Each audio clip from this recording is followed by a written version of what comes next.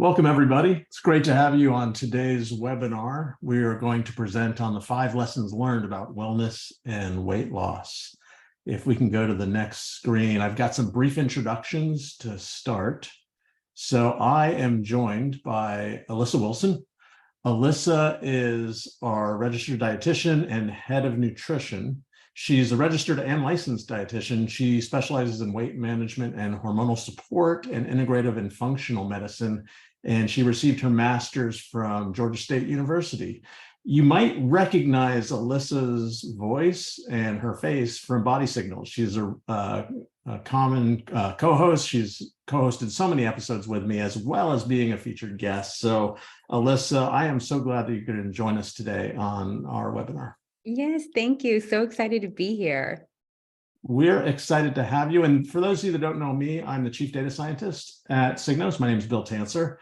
I am also the host of the Signos podcast, Body Signals. And we are really excited to share some things with you. Before we do that, Alyssa is going to help us with just some house cleaning items in terms of today's webinar. So Alyssa, I'll let you take this next slide.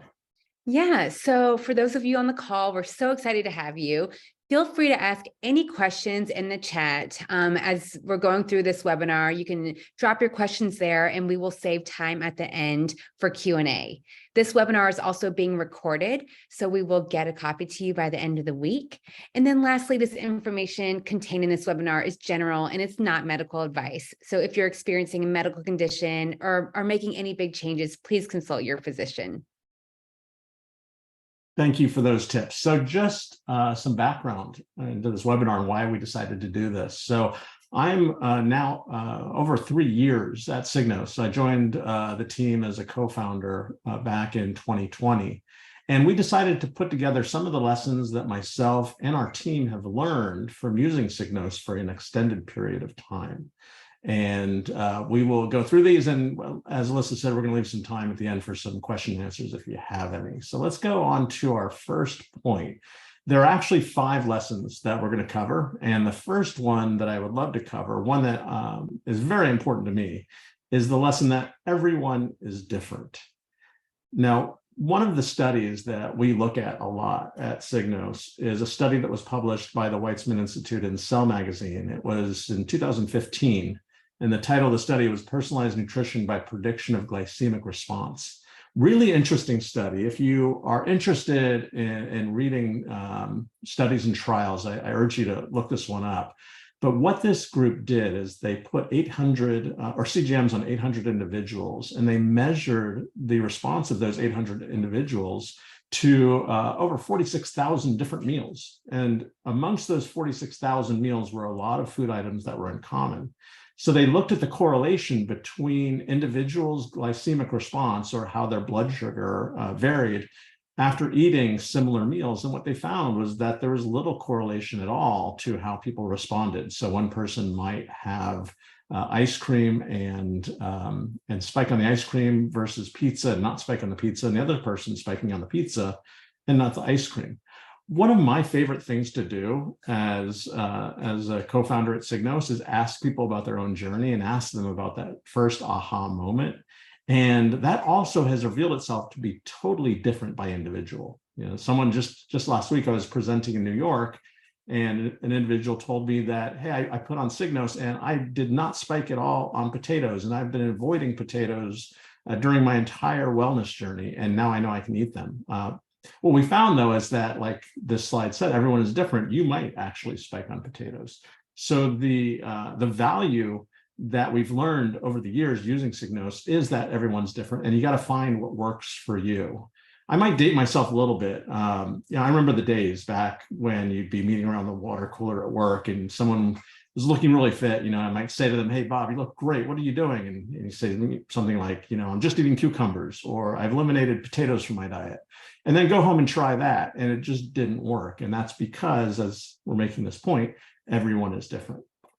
One of the things that we also love to do at Signos is do experiments. And throughout this deck, Alyssa is going to give us some color commentary on some of the experiments we've done as a staff. So Alyssa, why don't you talk about cooked white rice and the study that the little experiment that we did amongst our staff? Yes. So I want to say all of these experiments are very interesting because they're just so eye-opening about how unique we all are. But this experiment was with freshly cooked white rice. And you can see the drastic difference in the glucose responses between member A and member B. So you're seeing member A that's having a rise, but member B is really having a spike. What's really interesting too is that we actually then cooled the rice overnight to help increase that resistant starch. And kind of same response from member A, where, very similar. And member B had a slight reduction, but you could see how there's such a difference in response by eating the same meal. And this is what's so great about Signos and how we focus on personalized health instead of this one size fits all approach. I know you're talking about, at the water cooler in the job and everyone trying different things and not working. But as a practitioner, I've seen the same thing firsthand, where you may have someone who, two people, same height and weight, similar activity levels, and you put them on a similar plan with the same calories, and one person loses and the next person may even gain weight. And this all goes back to how we're so unique. And this can be due to so many factors: genetics, our microbiome, our environment, our current health status, body composition, lifestyle. And that's what's so great about Signos is that within our app, you're able to see your individual response to what you're eating and what's working for you. Those are such great points, Alyssa. Thanks for giving us that example of that experiment. That was actually one of my favorites, and I think I was actually member A in this experiment. So let's go on to I was not member B, but I will tell you, my response is more like member B. Yeah, and so many people are, but again, Yeah. Everybody is different, and we just want to make that point. That's one of the top lessons I've learned over these 3 years. Absolutely. The next biggest one is that I have to admit, when if I go back to the days before I joined Signos, when I thought about wellness and weight loss, I thought primarily about nutrition and never ever really connected things like sleep or stress or hydration or movement, maybe movement a little bit. I knew I had to exercise. And I'd also heard that axiom that you can't out-exercise bad nutrition. So I knew that, but I had no idea that all these factors were so interrelated. And I think that has been a real eye-opener for me. I think the first time I noticed this is after having a bad night's sleep. And for those of you that listen to Body Signals, I love talking about oatmeal. And I've eaten the exact same bowl of oatmeal for years now, every morning. And I had seen a completely different response to that bowl after a bad night's sleep. And this is very early on in my journey. We're going back like to the beginning of those 3 years ago. And I suddenly realized that that lack of sleep probably was responsible for my spike.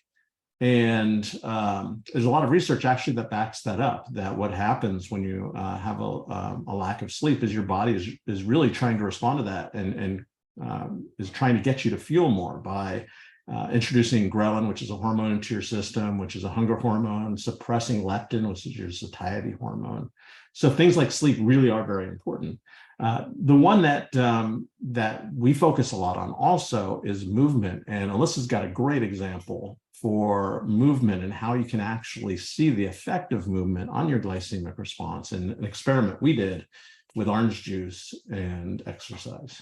Yes. So as you can see in the first picture, there is, just an 8-ounce glass of orange juice where you can see it go, glucose going up to 136 milligrams per deciliter. Then taking that same glass, 8-ounce glass of orange juice and adding a 30-minute bike ride afterwards, you can see no spike whatsoever. So looking at just adding that little bit of exercise, it can make a significant impact on your glucose levels. And this is me saying this as a dietitian, always being focused on the food, but it's so much more than the food. There's so many reasons. There's so many things that impact our glucose levels outside of the food. And just like you mentioned, the sleep, the stress, the exercise, the food, hydration, other reasons, even diving into like how we are eating our meals. So looking at this example, this was one of our team members who ate a homemade blueberry muffin and 2 eggs in a very relaxed, calm state. And you can see, a very good glucose response to that.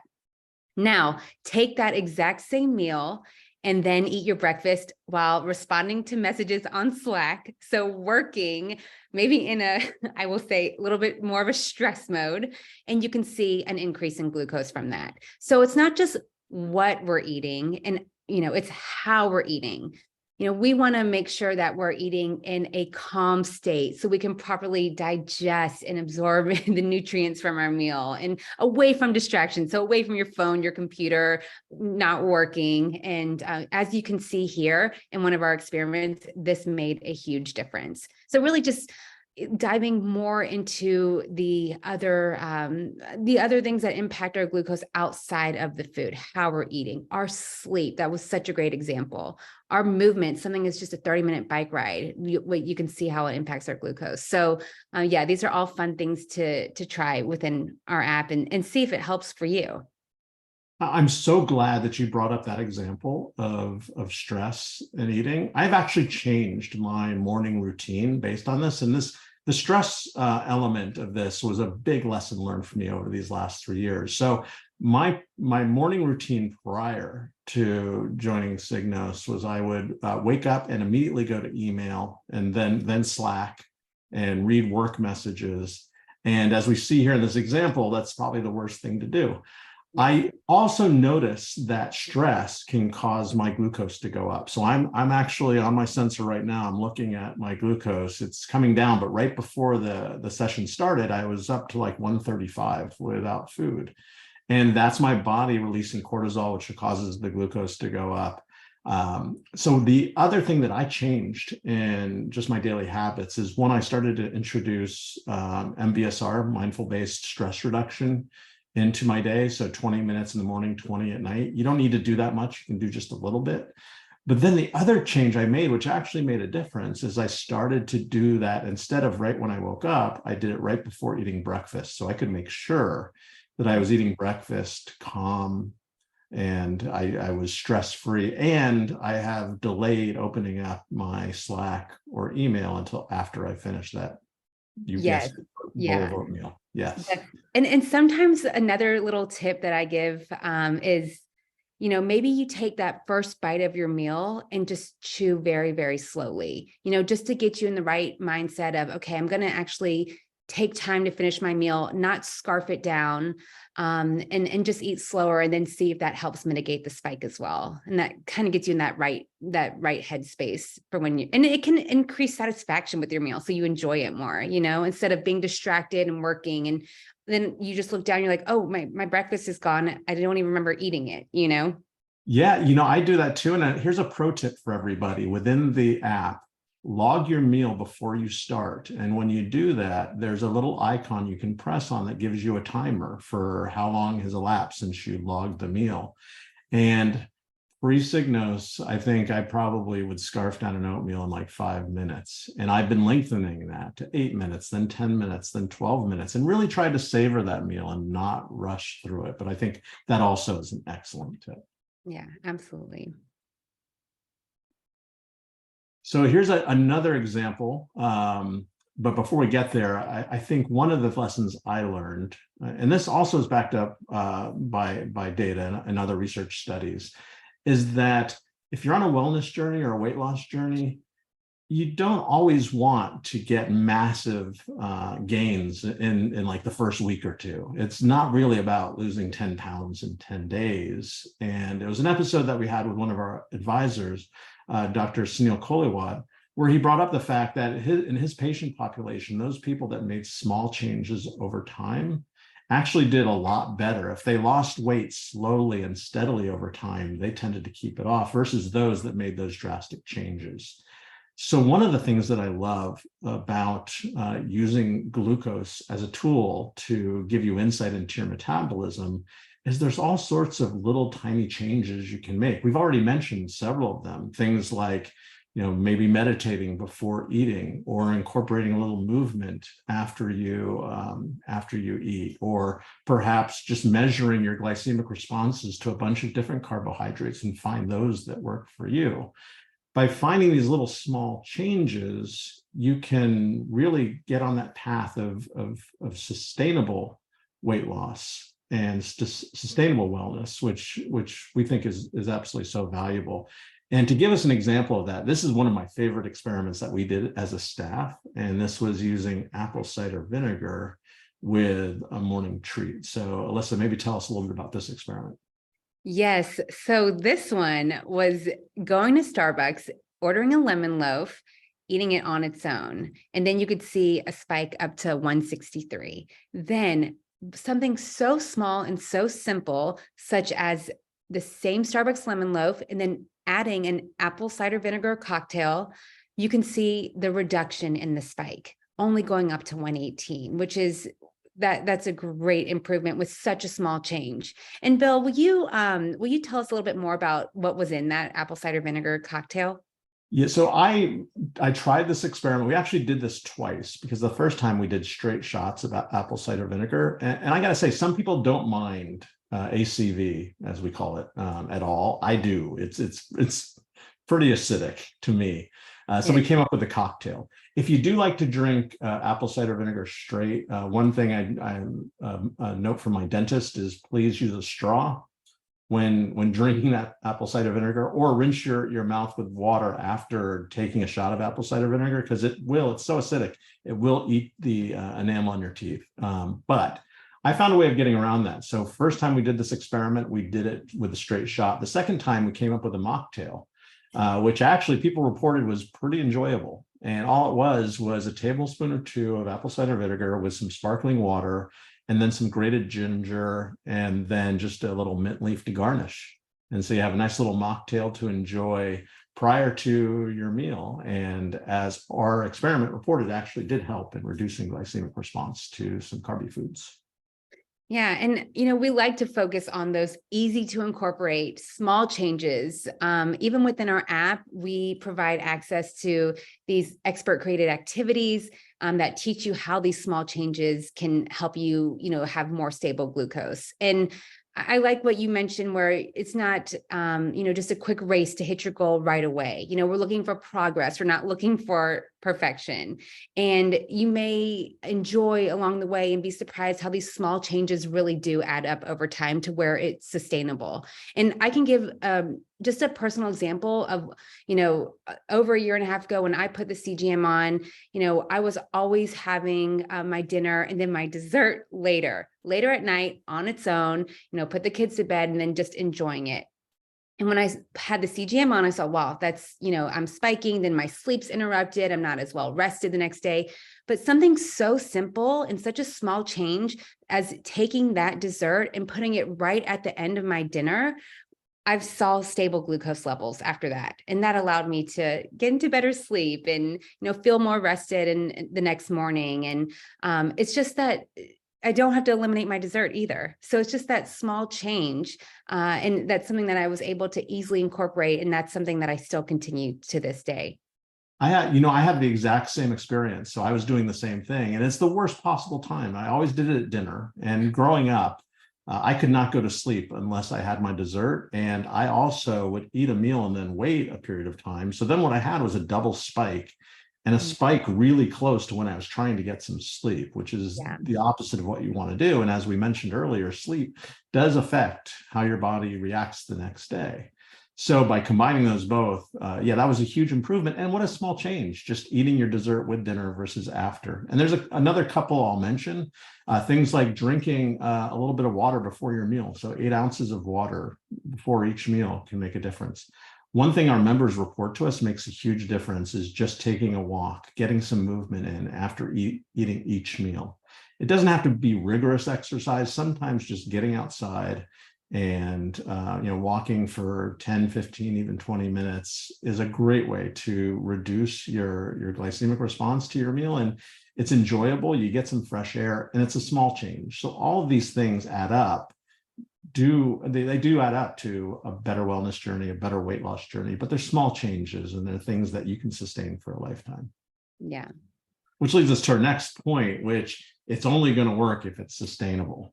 So just going back in my career, back in 2005, I was working for a company analyzing search term data. So I was analyzing mostly just Google search term data.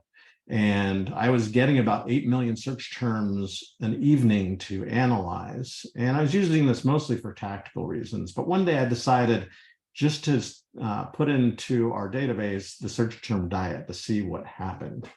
And the pattern was amazing. I've replicated that with Google Trends data. And if you're on this webinar and want to see this for yourself, just go to trends.google.com, type in diets, and you'll see this trend come out over time. Fascinating to find that what happens when people search on diets, you can probably guess the day that spike happens. Alyssa, you probably know the day that we reach the highest point in diet searches. Right? Yeah. Yep, I know. Do you want me to say it? Yeah, go ahead. Is it the New Year's resolution? Yes, it's New Year's resolutions. Okay, that's January 1st, of course, is when people's searches on diets spike. And that search lasts for about 5 days every single year. And this pattern goes back 19 years. We see this. It's almost like looking at an EKG, the pattern repeats so much. The low points are also the same. You can probably guess. Thanksgiving's the easy ones. That's the lowest point. The second lowest point, any guesses, Alyssa? I would say like Christmas time or yes, no? Christmas Day. Christmas Day. Yeah, and this happens over and over again. I think this chart is kind of a sad story of how we've approached things like wellness and weight loss in the past, is that New Year's comes around and we make this resolution, I'm going to finally make some changes. And like we mentioned before with the not making small incremental changes, but going for bust and thinking, okay, I'm just going to eliminate all carbs. I'm going to drop my calorie count in half. Those things just aren't sustainable. And if you don't believe me, look at some of the research out there, some of the studies on diets, and just pick your diet. If there's a study about it, look at the attrition rate in that study. How many people drop off that don't actually complete the study is a great indication of just how unsustainable these things are. So we're really about the anti-diet culture at Signos, about finding a pathway for you that will give you these small changes, like we mentioned, to aid in your wellness and your weight loss journey. And finding what works for you, and it's not going to work for the next person, and breaking free from that yo-yo dieting and just getting off that cycle and just seeing, that's the beauty of this app, and seeing in real time what's working for you. And that way it's, you can stop that restriction or that all or nothing approach and just find those small changes, see how you're responding, and just slowly incorporate those so they're habits and it's sustainable, and you don't have to be a part of this graph anymore. You don't. There's another great study about this, which is the Biggest Loser study. Sorry, I'm driving our slide driver nuts, but I keep bringing it up. But there's so many things I want to mention. I love this topic so much. But there's the Biggest Loser studies. I'm sure almost everybody remembers that show, The Biggest Loser, which was all about making those drastic changes. And yes, these individuals lost like over 100 pounds per individual. They actually went back and did a study. I think this was 2019. They published the results of going back and looking at how these people fared after the show. And almost every single one of them not only gained the weight back, but gained additional weight. Because when you make these drastic changes, your body is a complex organism, and it tries to adjust to these changes you've made.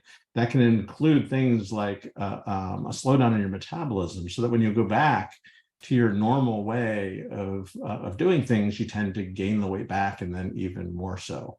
Where the difference is, if you make the small sustainable changes, like we mentioned in point 3, much more sustainable, your body's not going into shock, and this is something that you can maintain. So this is just, I think, one of the most important points, other than the last point, which is my favorite point. So we can go on now to the next slide in point 5.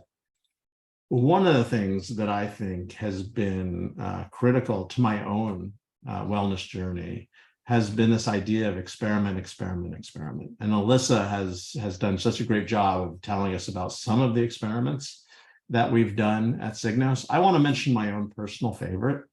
I tend to describe myself as being an experiential data scientist. I like to actually get down to it and test some of these theories myself. My wife's a saint. She has to put up with a lot because these experiments can take over our kitchen. And they did one day when this goes back a few years ago, early on in my Signos journey, when I was still trying to decide how I was going to pick what foods to test. And before Signos, I used the glycemic index. And if you look up the glycemic index of an apple, it says that it's 39. And the way the glycemic index works, it's a scale from 0 to 100. I think distilled water would be 0. Glucose would hit 100. I think they also use white bread as 100 on the glycemic scale. So it told me that an apple is 39.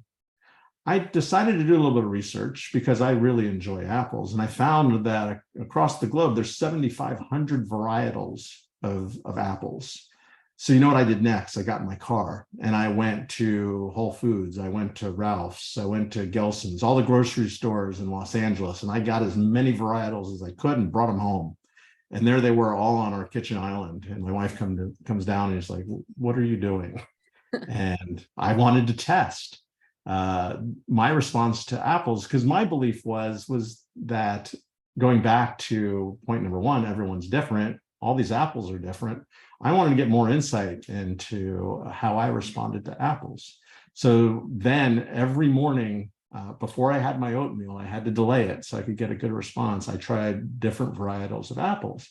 And the results were astounding. So astounding, we decided to launch this across our entire staff. And I found that a response to an apple, be it a Red Delicious or a Granny Smith or a Fuji or a Cosmic Crisp, could vary anywhere from upwards to 35 milligrams per deciliter difference in spike. When we launched this experiment to our staff, everyone was different also. And they were different by the different apples. So if I spiked on Cosmic Crisp, Alyssa probably didn't spike on that, and maybe she spiked on a Fuji. So not only is there a huge variance in terms of how we respond to one single piece of fruit, but we also respond differently individual to individual. Kind of an interesting lesson for me in this experiment is one of the places I went to get apples was our farmer's market. And the apples that actually did best for me, this doesn't mean it'll be the best for you, because as point number one says, everyone's different. The heirloom apples that I got at the farmer's market, there's one specific called the Arkansas Black, which was actually a delicious apple, spiked me the least of all of them. I think it was like less than 5 milligrams per deciliter. One of the things that we found, if you're going to look for any trend, is that there are some apples that have been engineered to be sweeter, and yet the heirloom apples really are kind of like still in their original form when we started eating them a long time ago, going back all the way time. But Arkansas Blacks are actually common with pioneers because they stored so well. But these apples also are pretty low in sugar. So I was able to find an apple that worked for me. But then I kind of discovered something else that was happening to me as I went down this route of being an experiential data scientist. And that is, I was becoming curious about my own habits, about what I was eating, when I was eating, the difference between an Arkansas Black and an opal apple, for example. And the lesson was that just that curiosity was kind of fueling me. And I had this change in my mindset. So before Signos, whenever I had launched a wellness or a weight loss journey, I always kind of dreaded it. It's like, I'm either going to have to work out really hard, or I'm going to have to deprive myself of something. And I didn't look forward to it. Now, all of a sudden, I'm looking forward to my wellness journey because I'm so curious about it. There's a great TED topic on this topic. Judson Brewer, Dr. Judson Brewer, he's a psychiatrist at Brown University. If you go to TED and just type in his name, Judson Brewer, he has this great TED talk about how your mindset and being curious about your habits, the good habits you want to build, the bad ones you want to break, just being curious about it can really change your mindset and fuel your journey. And I know that's worked for us. Yeah. And this is where it gets really fun, because this is where we are telling you to play with your food. And, it's like maybe something maybe you tried all these different things and some worked and some haven't. Maybe you just follow the rules like you mentioned earlier. You thought you could never have potatoes, so you avoided potatoes. Or we're told the glycemic index of the food, we're told we need to cut 500 calories a day to lose a pound a week. We're following these numbers, but that's not taking into account our bodies, our hormones. We're very complex. We're not just a machine that's calculating numbers in and numbers out, and we're all having different responses. So when you play with your food and you experiment with Signos, you're taking the guesswork out of this, and you're finally seeing in real time what is working for you. And this week, we actually heard from one of our members, we hear this all the time. You mentioned it earlier, that maybe you just wanted to avoid this food because it didn't work for your friend, or you heard it was bad. But you may try it on Signos and see that it actually works really, really well for you. And, after experimenting, you see that, okay, I actually can eat these foods that I thought I had to give up. And it's freeing and it's empowering. And, there's even taking the experiments, especially with the apples, a step further. Maybe you're seeing a spike to an apple, but once you pair it with protein and fats, maybe a handful of nuts with it, you see that that helps to mitigate the spike. You're not seeing as big of a rise. And so that's, that when you have that apple, you want to make sure it's balanced with some protein and some healthy fats. So it's really exciting. It's empowering. It gives you your health like in your own hands. So you're not listening to like the numbers or what's worked for someone else. You're seeing exactly what's working for you.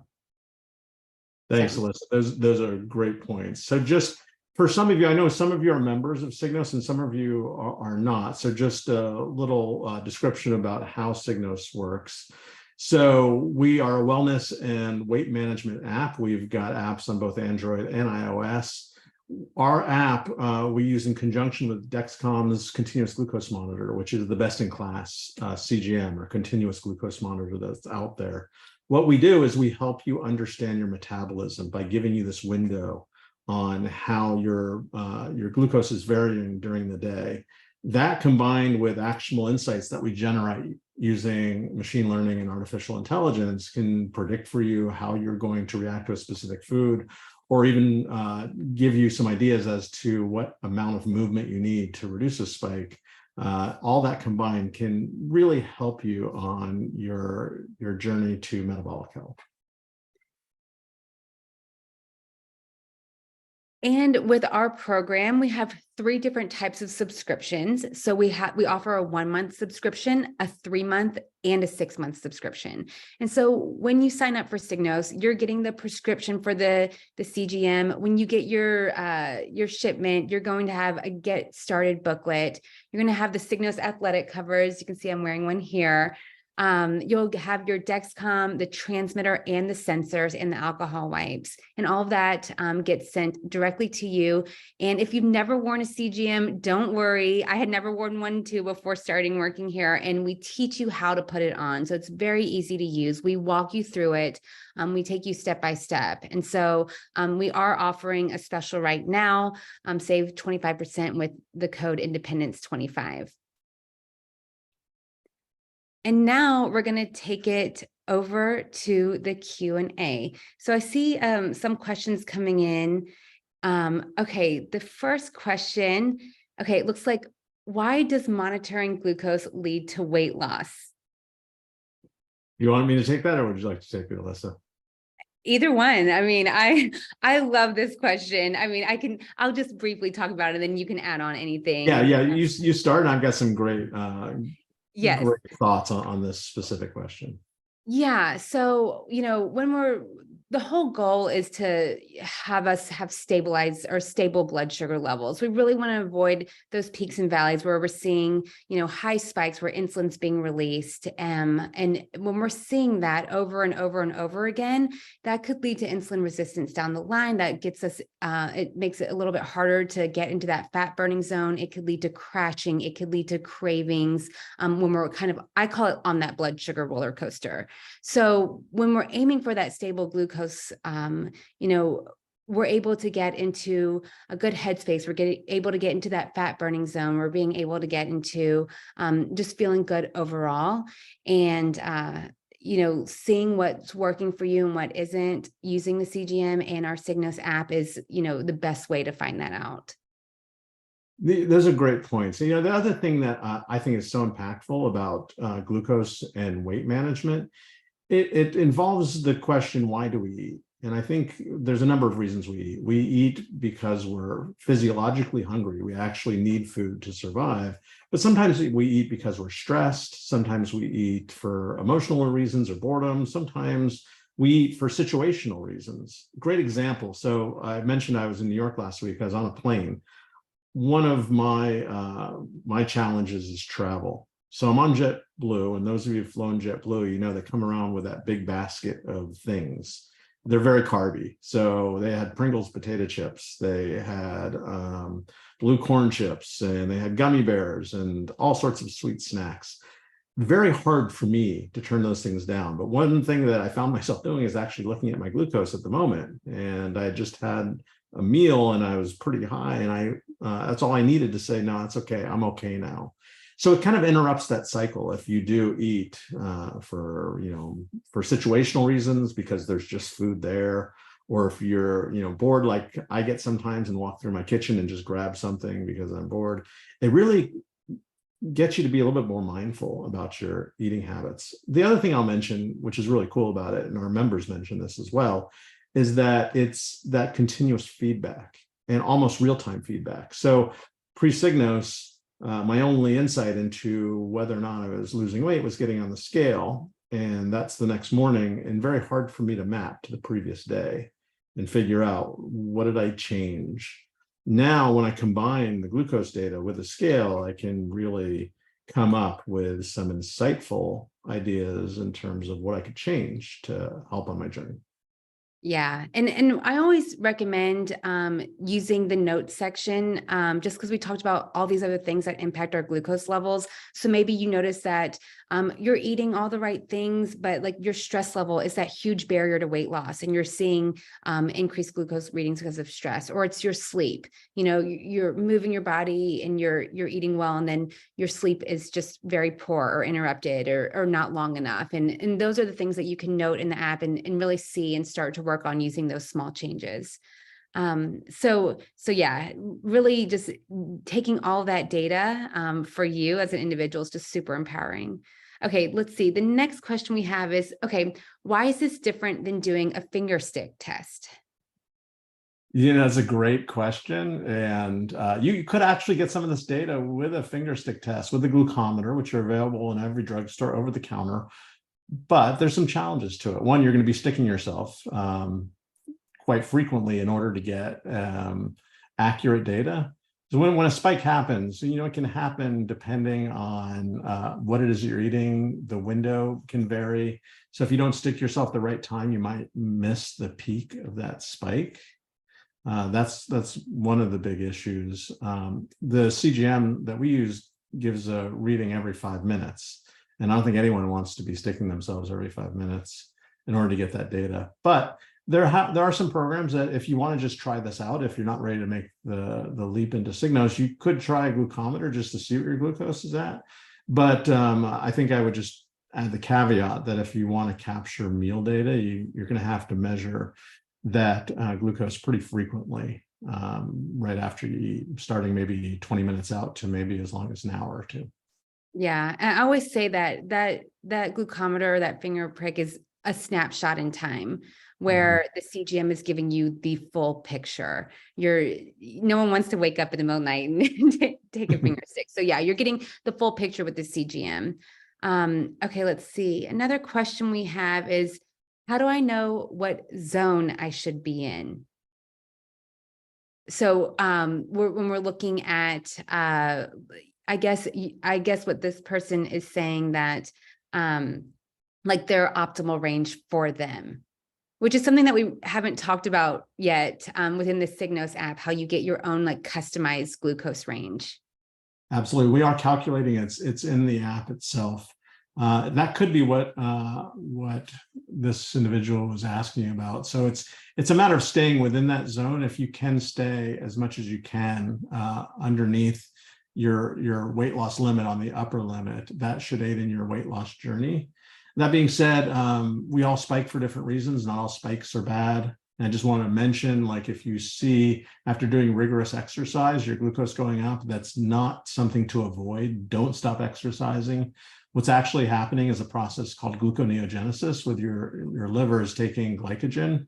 Your liver is one of the main stores or fuel tanks for your body, along with adipose or fat tissue. So what's happening is your body is taking sugar that's in the liver, dumping it into the bloodstream for your exercise and causing a spike. So don't be freaked out by spikes. We're just saying that that's a good rule of thumb to try and keep under that limit. I thought when I saw this question, I thought the person also might have been asking about heart rate zones. So just briefly, we do prescribe, or not, we do give you suggestions within our algorithm as to what amount of movement will help mitigate a spike. And that could range from zone 2, zone 3, zone 4. In general, zone 2 is a great fat loss zone. That's not all that happens within zone 2. You're burning a number of different fuels, including carbs and fat, but the research shows us that doing longer sessions of zone 2, which is that pretty light exercise zone, is beneficial to weight loss. But you'll find it within the app itself. After you eat and we detect a spike, we actually will make a suggestion for you. Yeah. And just to add one last thing to that, with your personalized range, it's in addition to seeing your personalized glucose readings in the app, we are also providing a personalized glucose range for you. So it depends where you're starting at. We've seen members spend only 70-75% in their range and still see results. So it just depends on where you're starting at, but we provide time and range percentages, and we want to aim for a higher percentage, but we are seeing members who are seeing fantastic results. Maybe they start at only being in range 60%, but they get up to 70% and they're feeling much better. So we have the goal of the highest percentage in range, but we're really just seeing where you're starting and what your small goals are. Yes, Yeah. great. Well, I think that's all we have. Yeah, if you want to find out more, go to our website, signos.com. We also have a great blog, just with extension blog. And then please sign up for our podcast. You'll find both myself and Alyssa there at Body Signals, which you can find on iTunes or wherever else you enjoy your podcasts. So thanks again, everybody, and we'll see you next time. Don't forget to subscribe, like this video, and tap the bell icon to be the first to get more videos like this one, and stay connected with Signos.